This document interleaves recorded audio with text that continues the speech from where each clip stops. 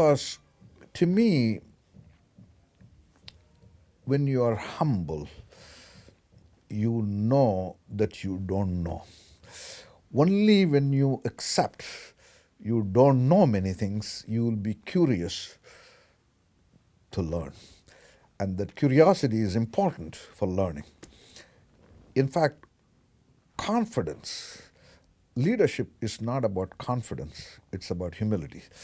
Because if you are confident, you think you know everything. If you think you know everything, you stop learning. You stop learning, you don't become a leader. The reason lifelong learning is so important is the half-life of knowledge is keep on coming down. So even if you got a degree from the best university in the world, very quickly that knowledge becomes obsolete because new knowledge is getting created so fast. Because the life cycle of knowledge is getting shorter and shorter, you have to keep on updating yourself through some process. And that is why I think you have to be a learner throughout your life.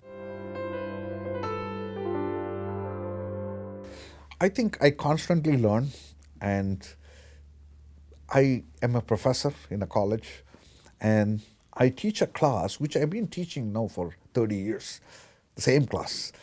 But every time I go back from a class that I have taught, I spend an hour thinking about what it is that I learned today in that classroom that I didn't know before.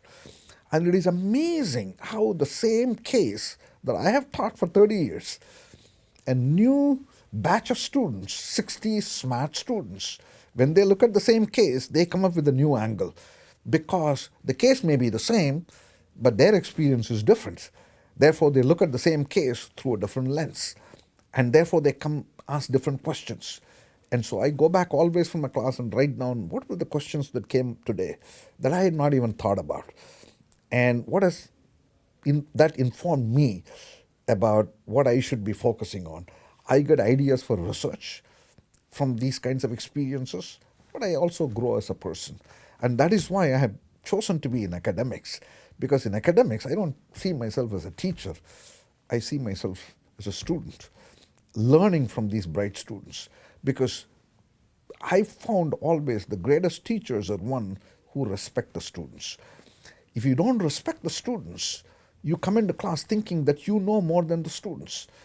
And you may have studied a lot, but you will never know more than 60 students sitting in the class.